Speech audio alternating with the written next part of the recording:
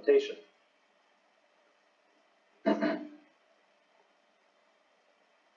So now a couple of words about different parts of SkiROS2. First one is the skill manager. The skill manager, as said, it loads the skills from the skill libraries, and it populates the world model with information about these skills. It then also executes skills, which means that we create a task, and inside this task, the skills share a blackboard where they can exchange information. The skill manager also does this automatic selection of skills. The world model is a triple store that stores all the knowledge that we have. So first we have ontologies. Ontologies define the concepts, the properties, and the relations that we know. So for example, there is such a thing as a robot or a table. And this allows us to do reasoning and planning. And then we also have a scene that has the concrete instances. So for example, there is a white table that is located in room 304. That would be a concrete instance. We have the task manager.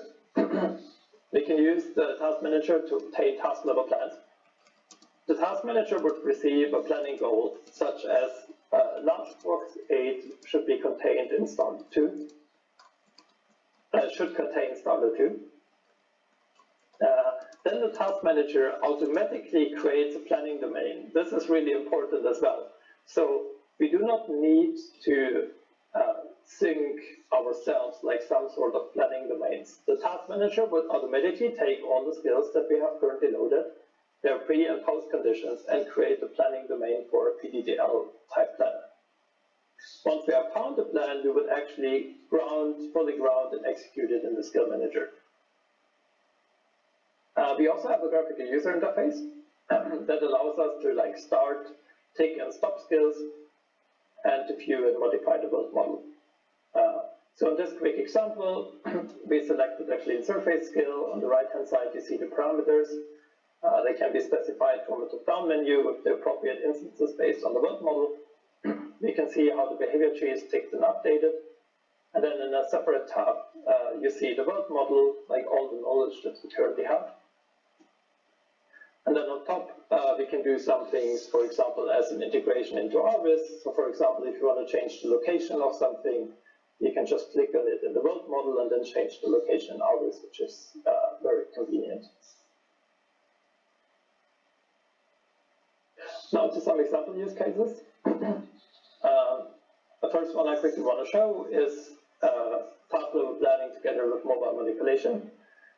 So here we specified that blue block should be located at the location on the other table.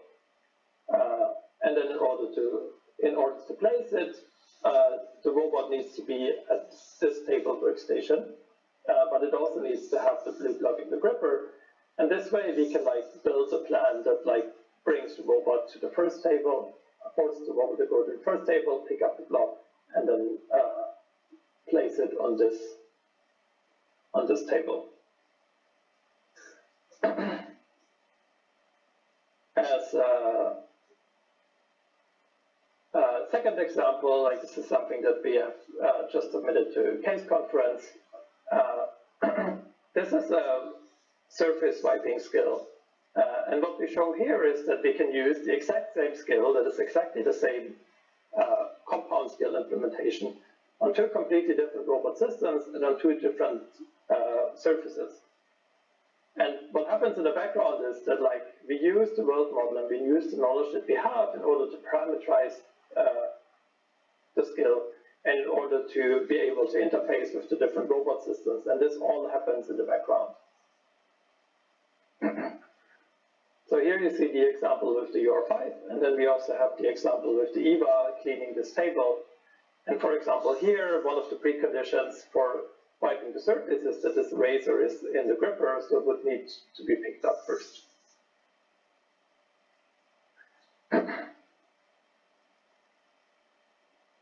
Coming back to the initial example, this is the demo for the piston insertion, and you can see some different properties here. So what you cannot see right now is the kinesthetic teaching, where we teach the poses, but here you can see the object localization. On the left-hand side, you see how the behavior tree is executed. And then you see the insertion procedure, where we need this ring as a little assistive tool, and then we can insert the piston.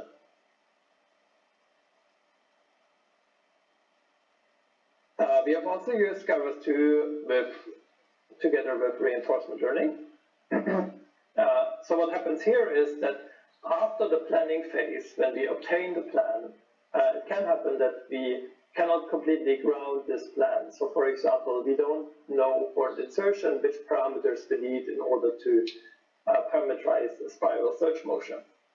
And we can then go through this plan, identify all the parameters that need to be learned, create a learning scenario where an operator specifies reward functions and some hyperparameters for the learning procedure. We would then typically learn in simulation and obtain a Pareto frontier. And this Pareto frontier we can give to the operator. The operator can choose a policy that should actually be executed on the real system. So to conclude, I quickly introduced SkiROS2, a flexible robot control platform. SkiROS2 is targeted for a semi-structured environment where we have a good initial understanding of how the world works, but where we need to correct it and execute recovery behaviors with a robot system. I've introduced the knowledge integration and the reasoning capabilities that we have that make this system so powerful. And then on top of that, we have the task level planning, as well as recent research and reinforcement learning. What we're currently working on is an additional knowledge-based ESL on top of the current SkiROS2 implementation. So it's called Easy SkiROS. And we're looking into ROS2 support. So to keep on going from here, we have documentation. So there's the SkiROS2 wiki that has tutorials, introduction to the complete system. SkiROS2 is open source and available on GitHub. And we've also recently published a preprint of our paper that we would present at IROS 23 in Detroit. So thank you very much for your attention, and I'm happy to take questions. Thank you for this talk, Matthias. And I saw 2 minutes ago also Francesco Rovida joined. I think he's the main author that I understood of SkiROS, right? Yes. Yes. So the conference comes from Francesco. Great that you joined today's Acceleration Working Group meeting. Yes. So questions from the audience.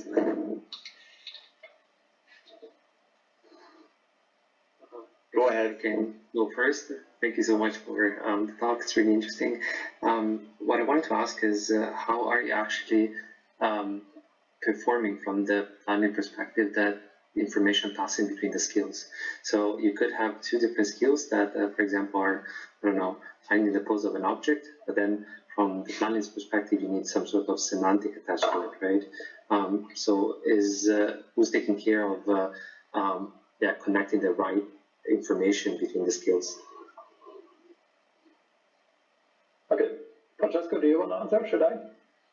No, you can go forward. Okay, I would argue you have 2 different possibilities.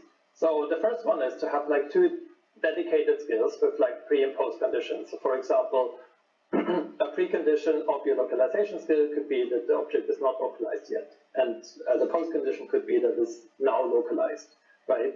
Like on a planning level, this would force, if you don't know how to localize, if your object is not localized yet, it would enforce the localization first. You would typically store this in the world model and then execute something that is based on this localization.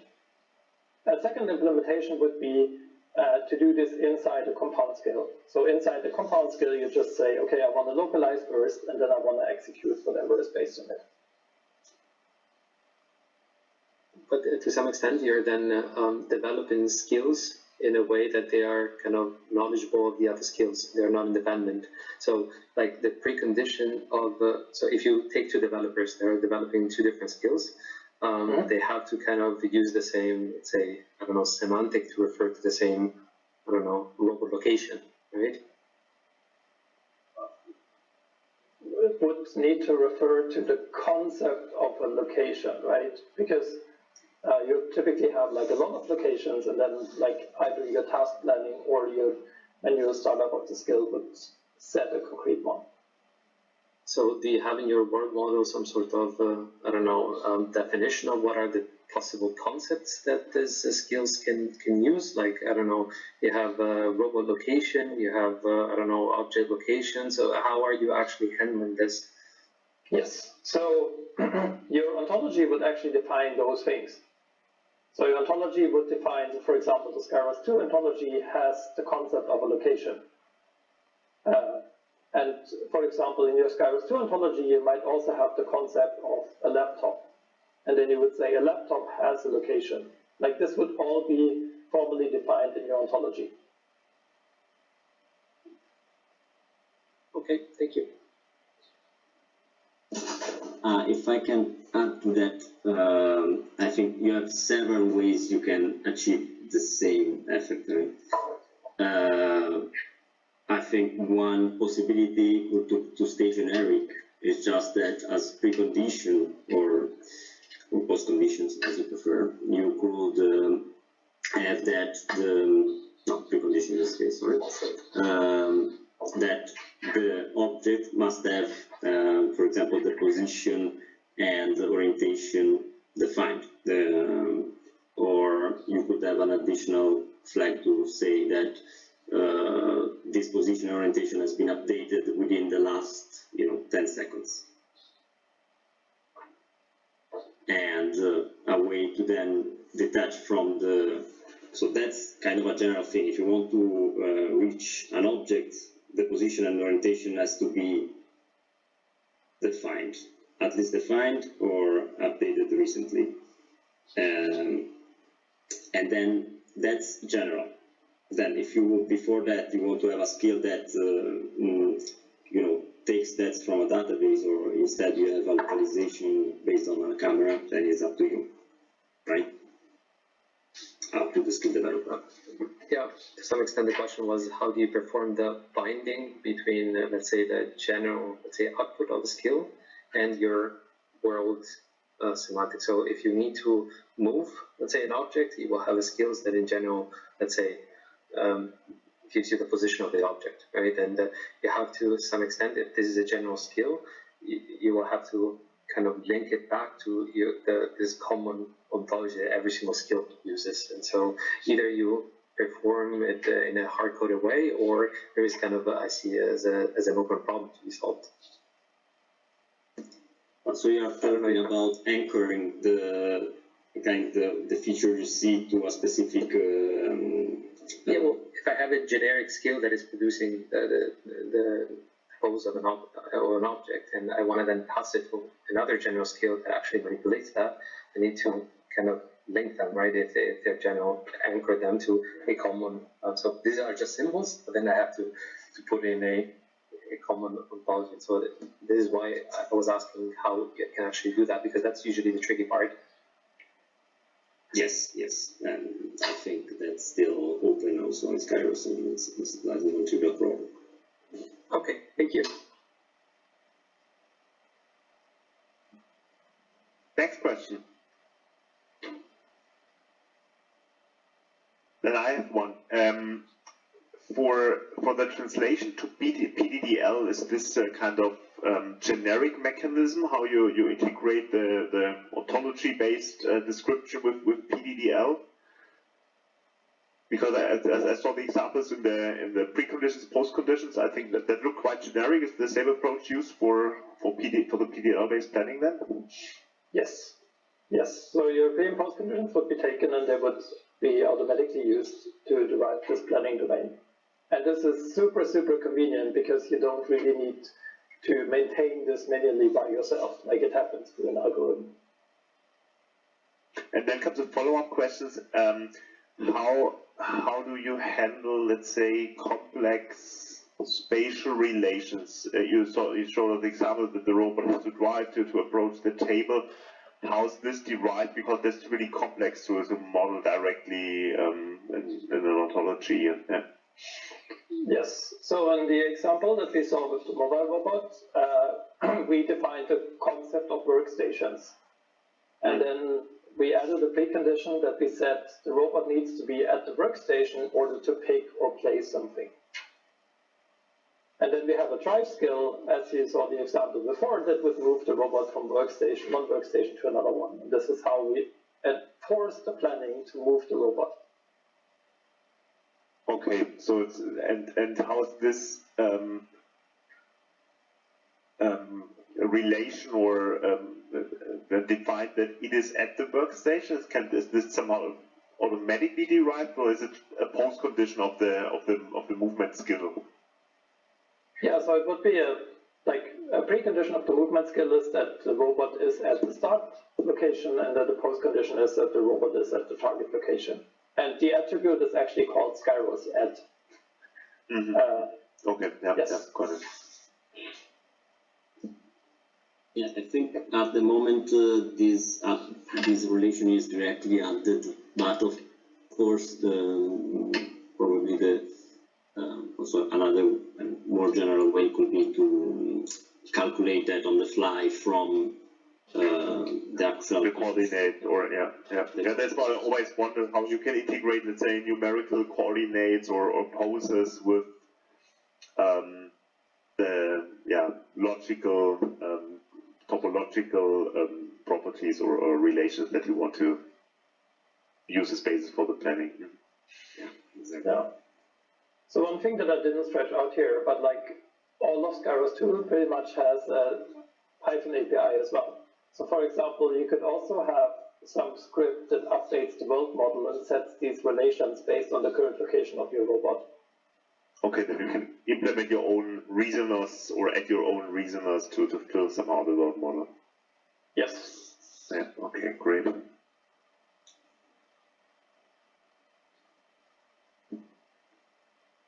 Any other questions from the audience?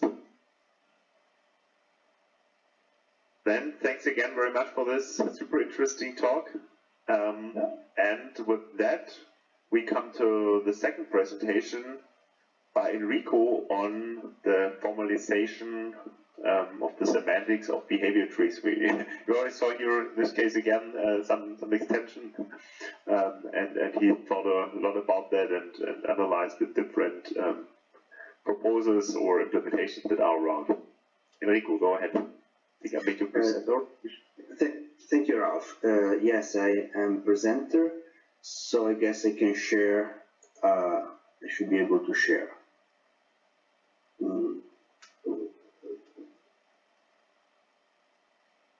So it should be this one. Yes.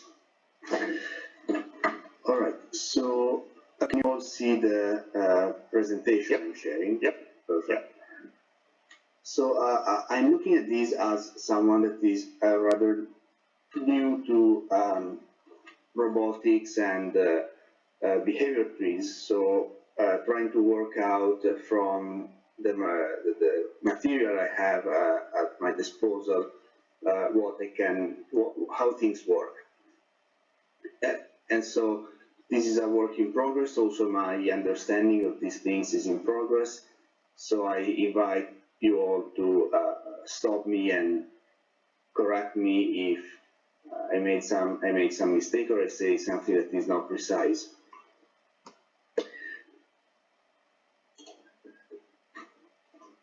So I'm probably going to just say now things that you all know very well, but just to kind of establish a common vocabulary.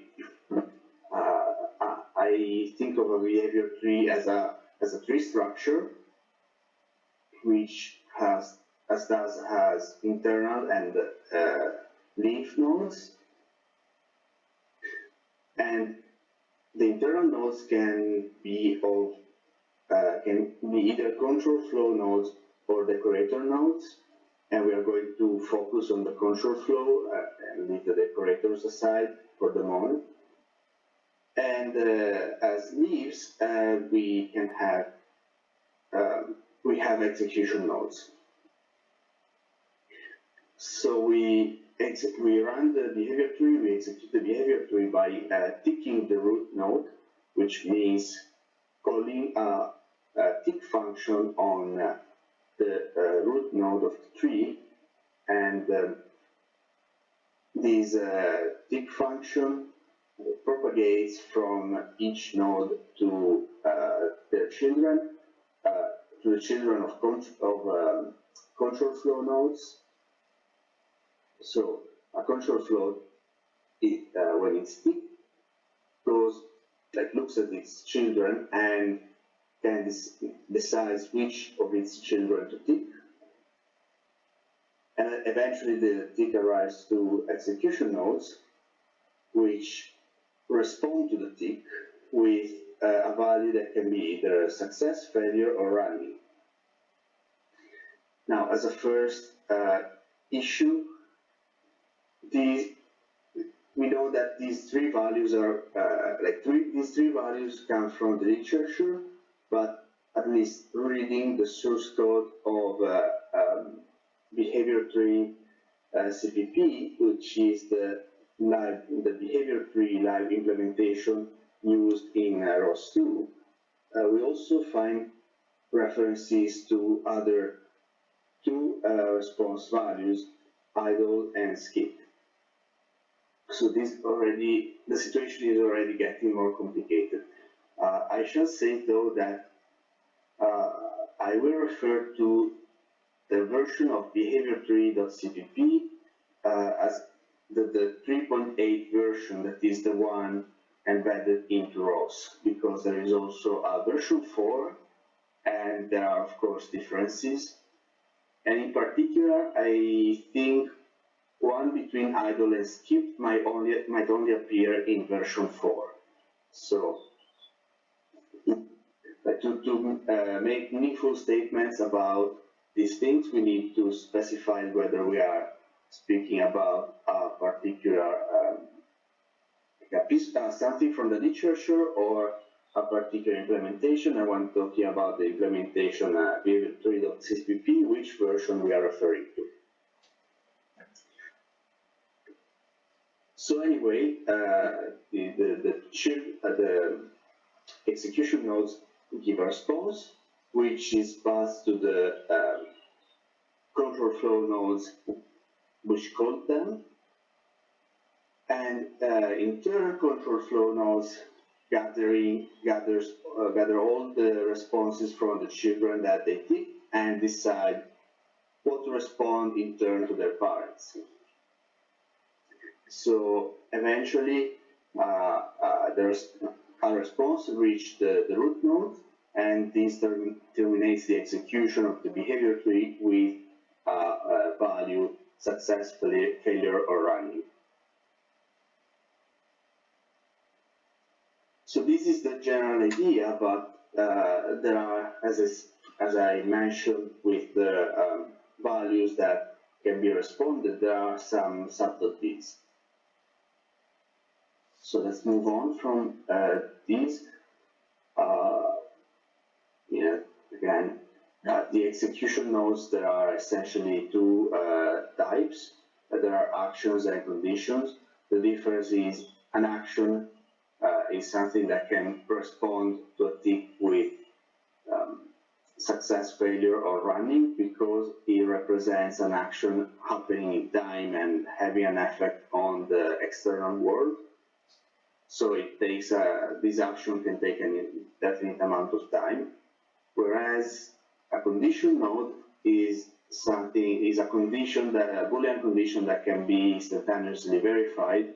So it does not return running, and it does not it does not act on the external world. And so we have these different execution nodes. But what about the inner nodes, control flow nodes? So here the situation gets tricky because there is a wide gap in terminology between the literature and the implementation, at least the behavior tree.cpp implementation. So this is what they managed to gather from so far by looking at the documentation, by looking at the literature, by looking at the source code. And I kind of match the same operators from the literature and in the library, I also made a proposal as a terminology that is not meant to be new or replacing the terminology used in the literature or in the implementation, but it's just a way to disambiguate the terminology. So what in the literature is called a sequence is actually what in the library is called a reactive sequence. And this can be confusing because in the library there is also a sequence that is what the literature calls a sequence with memory.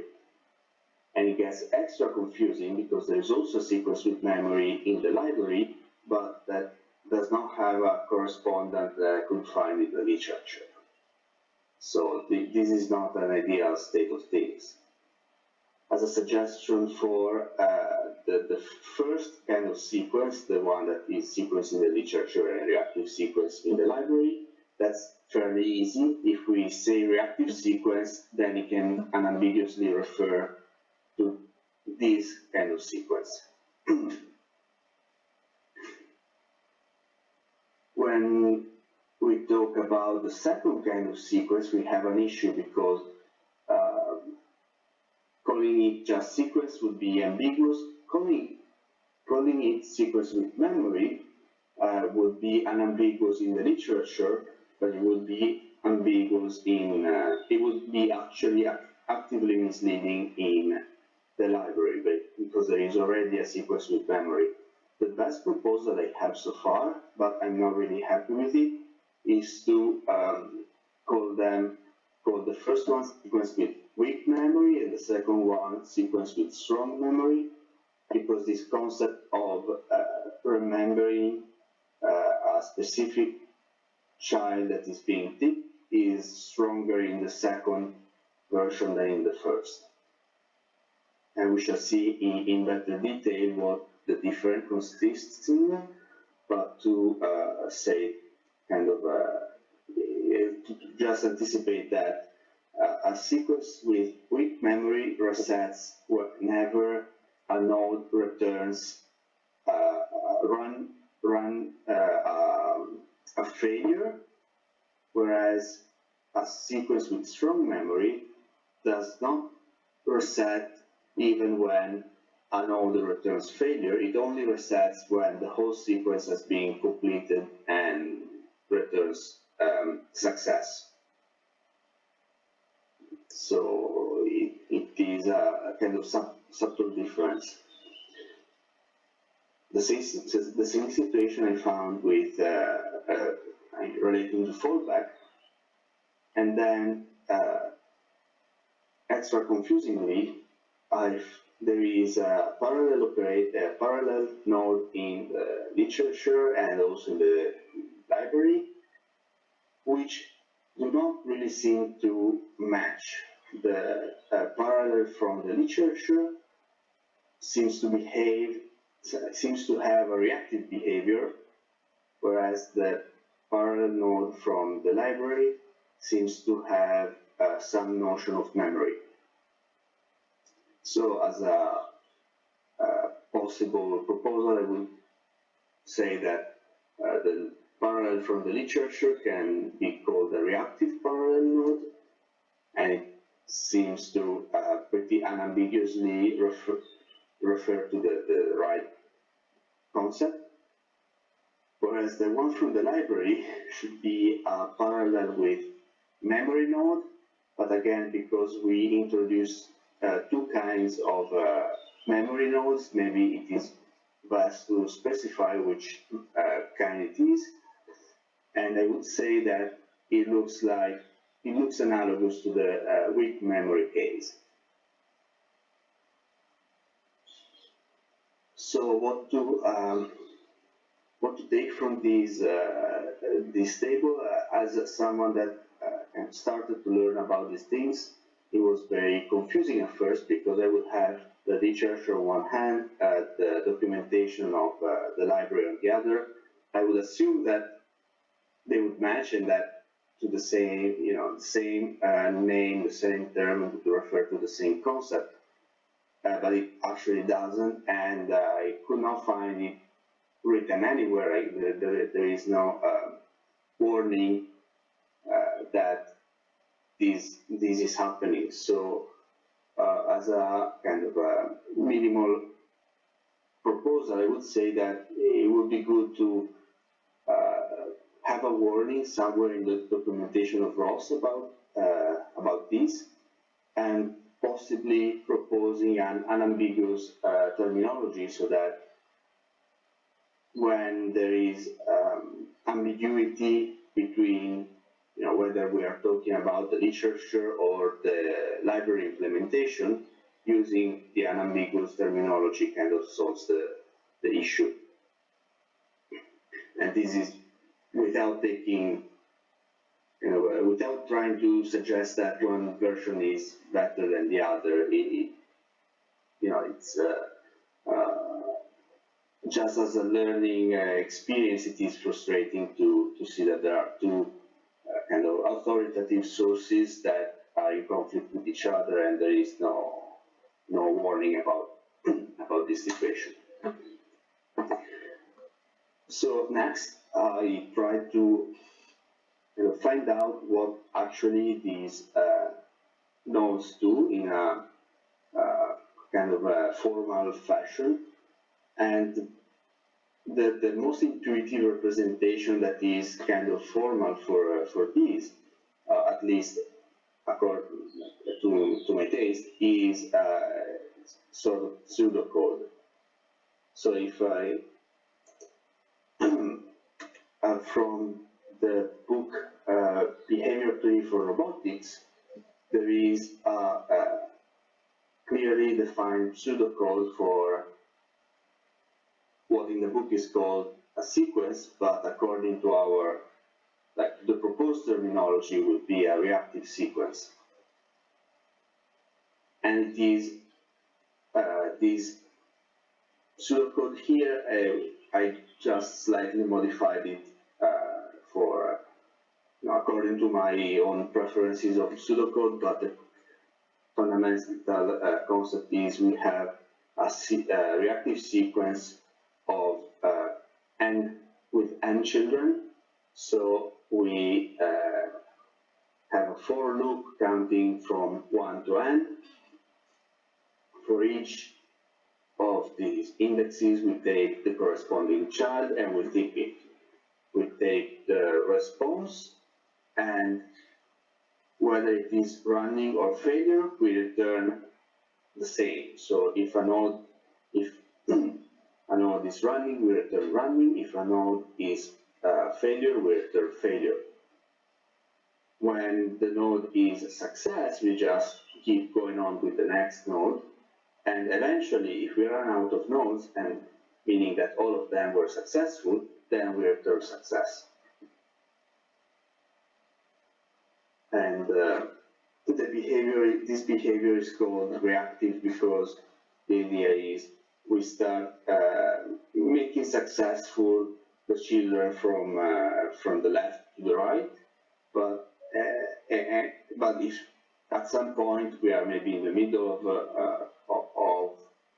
these children, some nodes from the left become stops being a success and it returns running, then we restart working on that one. So we make it so that at the end, all the nodes will be successes. Unfortunately, there is no such pseudocode for I don't think there is such pseudocode for reactive sequence in the library behavior.cpp, but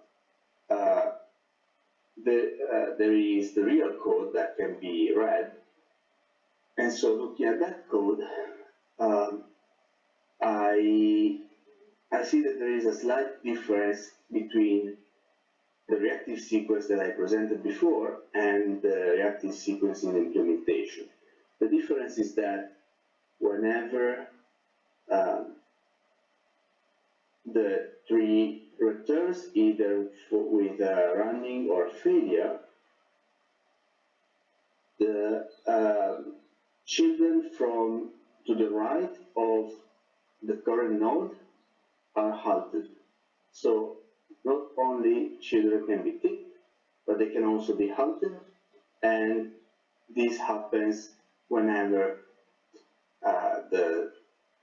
a tree returns a running or failure value, meaning that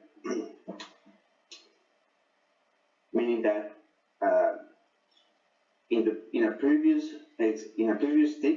execution, we might have been working on a node on the right, and then in a new execution we restart from child 1, and we start progressing towards the right, but before arriving to the node that was running before, we stopped because we get a running or failure result. And so we need, before returning, we need to make sure that the node that was left hanging on the right is stopped too. I apologize because this would have been very much clearer with a little kind of animation showing where the tick moves, but I didn't really have time to produce a fancy animated slide. So on the other hand, I think everyone here knows behavior tree fairly well, so probably I'm the least knowledgeable, and you know very well like the behavior of the sequence. Oh, and please note that the symbol for a reactive sequence is the symbol for a reactive sequence in the literature is an arrow, but the symbol for a reactive sequence in behavior-tree.cpp, I actually think there is a mistake here. It might not be an arrow, but I don't remember which symbol it is. It is an arrow with an R. Oh, thank you. Thank you. So, okay, so there is already a discrepancy in the symbol, in the symbols for it. Okay, so whenever we talk about a reactive sequence, it would be useful to know if we are talking about the the version from the literature where nodes need not be halted, or the version from the implementation where nodes do need to be halted. And my understanding of why a node needs to be halted is kind of limited. But I think the idea is in literature, we are assuming that nodes, that actions perform some work, when they are picked, they perform some work that does never conflict with the work done by other actions. But in the real implementation, we must address issues of parallelism. So it is not a good thing when we have multiple actions running at the same time, because they might be accessing the same resources and unexpected things could happen. I'm not really sure if this is the correct understanding of these. So Enrico, we run a bit out of time. Oh, but yes. The next one's a bit quicker. I mean, that's I have to say the problem is always the same, that Sure. the semantic on the super precisely defined. Yeah. Yeah, so I will conclude super quickly. Then we have a sequence with memory, and luckily there is an agreement between the literature and the code. So I'm not going to say much about this. And then there is the sequence with strong memory that only appears in the implementation. And as I said, what happens is that there is no resetting the internal state with a failure. And so this is all I had to say. This is a kind of in-progress understanding of how behavior trainings work from a point of view. I'm sure that there is much more to be said, but this is it for the moment. Thank you. Thank you very much, Michele. Hi everyone. I agree with Enrico. Already discussed also this. I think originally why the reason was sequence, especially like versus my paper, I was also referring a sequence like the vanilla, like the sequence, the one that are now called reactive sequence, is basically for two reasons. The first one is that they were basically following pretty much the same expressiveness, the same of the computer games. Basically, in computer games in behavior tree, you're always taking, well, it depends a bit of the engine of you are using, but versus the one in your real engine, you keep taking also the old child, so that's like the version of the reactive one. But most importantly is because the reactive execution of behavior tree was one of the main characteristics, one of the main reasons why behavior tree were so powerful in expressivity. So I felt like calling the nodes with memory that are kind of taking away some of the expressiveness of behavior tree, like the default nodes were kind of, like lowering a bit the expectation of what someone could do in the design of the tree. And in fact, I think especially in the very beginning, I was not really considering much nodes with memory because I was treating them just as syntactic sugar. But I know that syntactic sugar in real cases and in practical application is really important. But yeah, but I agree with you, Enrico. I think we've been, like in the last 10 years now, we've been trying a lot of us to in different ways and different implementation. I think it's kind of time to agree on at least the semantic of the behavior tree, especially because when we want to design, especially when you have graphical representation of things, when you want to design things with a graphical representation that you want to basically discuss with people, with the colleagues, etc., over a graph, when you implement it, you are assuming that that thing would work how is expected in a library. And I think it would be great to have a semantic that is kind of approved or accepted by the whole community and the library. I agree with that. You said before already allowing it's done in computer gaming, and then said the one engine. Do you know whether let's say in computer gaming industry there exists a more let's say proper documented semantics? I think there is a Rio that has it. Also Unity has it. So there are quite some implementations of behavior trees that. I know that, but do they share some common semantics? Is there a precise definition exactly how it's?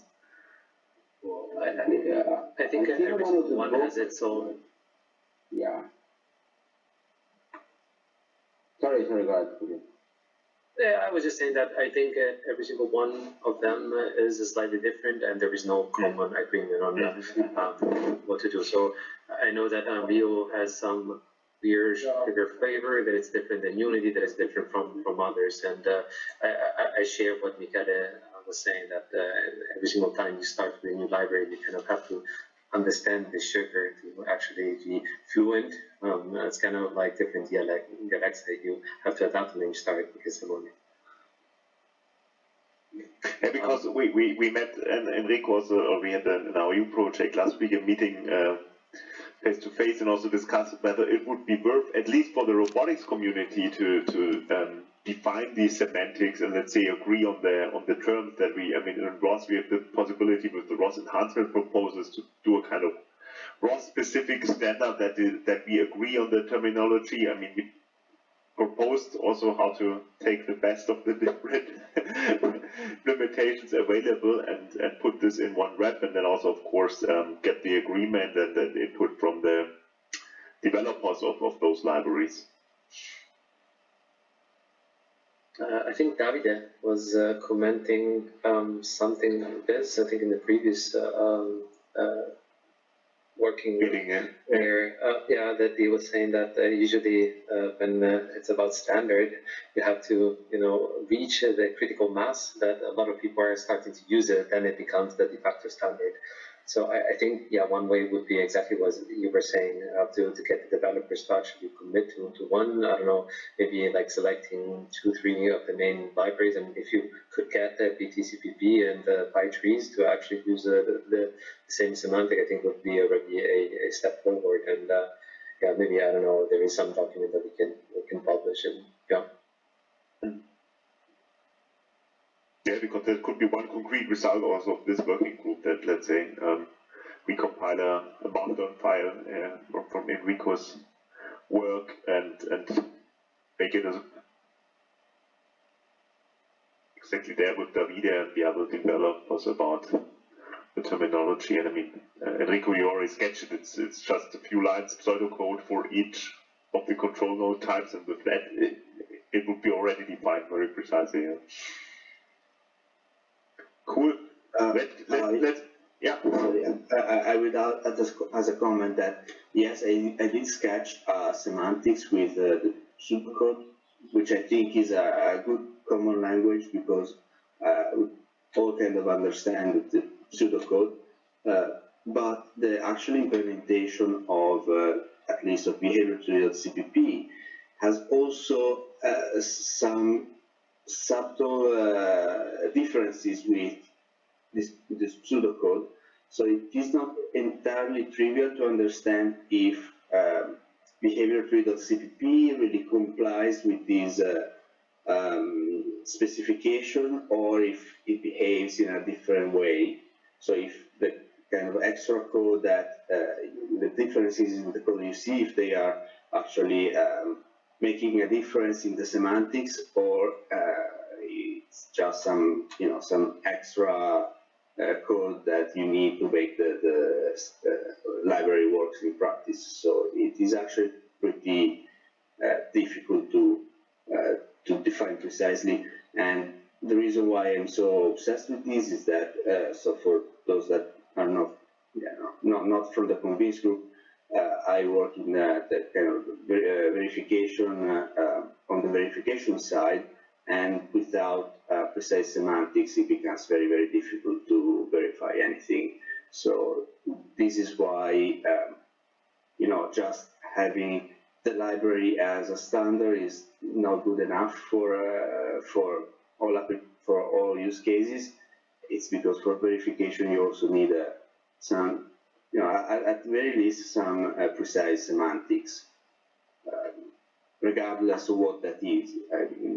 I'm sure that everyone will have different preferences on which semantics they prefer, but even then, you need at least some definition. Okay, thanks. Francesco, go ahead. Yeah, thanks, Ange. And thanks, Enrico, for this, I think, presentation. This presentation was very good because it's exactly, I think, a pitfall where the newcomers of behavior trees always stumble upon, right? And I personally am strongly against the star, as it's called, operator, because it's the original was, of course, not having the star, and I think also adding that it's a state that is hidden inside. You don't have control over that. Then, as soon as you start to add it, you stumble upon all these issues. Okay, weak memory, strong memory. I think that's a sign that there is something wrong, But at least we should definitely be clear, when you talk about behavior trees, what is your implementation? Otherwise, there is these ambiguities coming out of it. It's very dangerous. And the second point, I think it was also very important. I mean, preemption of the, I mean, that changes everything. It seems nothing, but changes everything. I think in games, video games, they didn't have much of this problem because they could really assume that you can be stateless, you know, start something and you can preempt and go to, I mean, if the animation breaks, who cares? If the robot instead is in the middle of something, and then you suddenly start another branch that will break everything, right? So, so I think for robotics it's important that you are able to preempt it, but yeah, it should be, and nobody discusses that. I think it's definitely a topic of discussion, like how to implement it. So I think two very good points, both of them.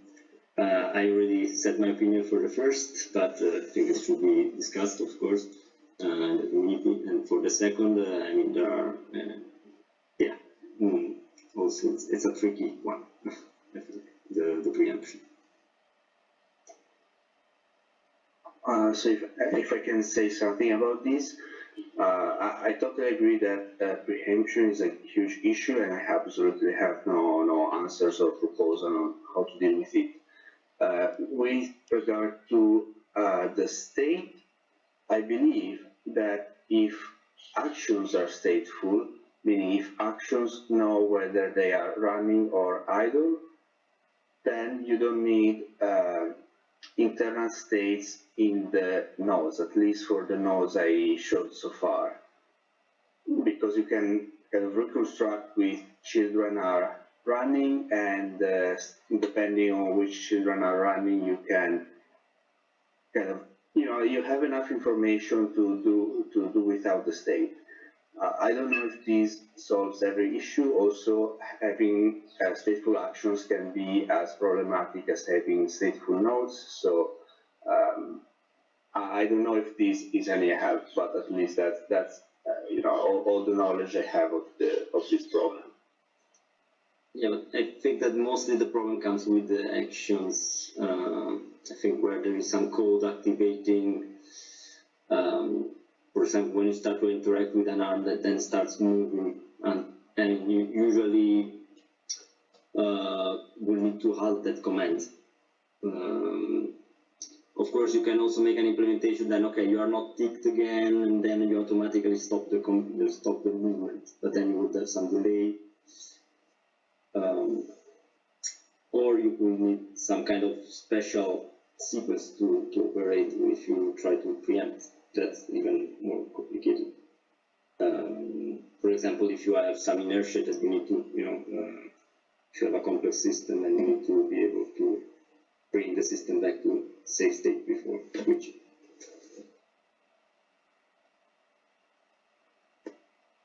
Yeah, and then it depends. So we discussed this also recently. If you would model it as running while the preemption is ongoing, then it really depends on the controller type. On top, whether it's better to model it as part of the failed or as running, because yeah, maybe for a parallel action you don't want, you want also to show the others, please preempt, please end. Whereas in case of a sequence, you want that it ends the preemption before the next step continues. So yeah, I'm right. I fully agree. It's in that sense another state which is not known in the behavior tree concept at all.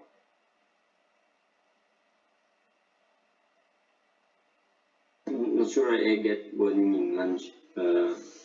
That is not better. No, I think something like that is needed. The problem is, if we discussed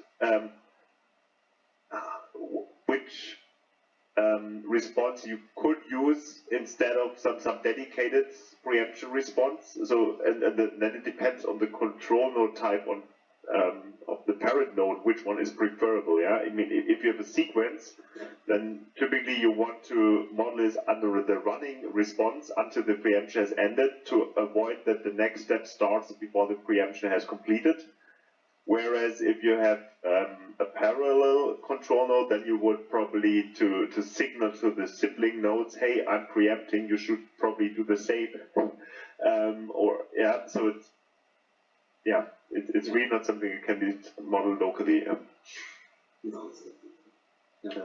Okay, we're already far beyond the schedule. The meeting had ended 12 minutes ago, but I think the discussion was so interesting that nobody left, if I see correctly. If there's no urgent question, I think we can simply also continue this discussion, specifically this idea of doing a kind of wrap in the next meeting. Then we have already first topic for that. I see some nodding, and with that, I would end today's meeting. Thank you very much for your participation, the live discussion, and see you in about 4 weeks. Thank you. Thank you. Have a nice evening. Thank you, everyone.